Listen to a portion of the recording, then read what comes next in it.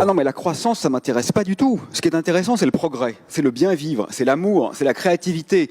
La décroissance, je l'appelle de mes vœux. Elle ne doit pas faire peur. Le PIB, on s'en fiche complètement. C'est pas ça qui est important dans nos vies. Non, non, ça, je m'inscris parfaitement en faux par rapport à ce dogme qui relève de la pensée magique qui voudrait que la croissance soit quelque chose d'indépassable, de fondamentalement bon pour nos vies.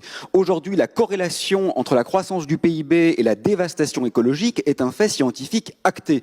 Donc il va falloir qu'on revoie nos logiciels. Et je m'inscris un peu en faux par rapport à mon voisin qui me disait, moi, bon, je suis un peu plus âgé que vous, et donc j'entends tout ça depuis 40 ans. La sagesse. Bah oui, mais précisément, en 40 ans, les populations d'animaux sauvages ont disparu de 60%. C'est une catastrophe. Ce n'est pas une peur de l'avenir, c'est un bilan du passé.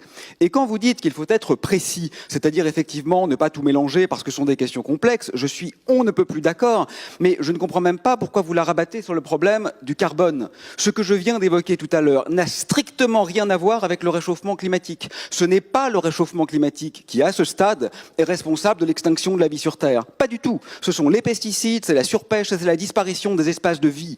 Donc manifestement, nous n'avons dans cette salle de personnes concernées pas encore même compris quel était l'enjeu du problème.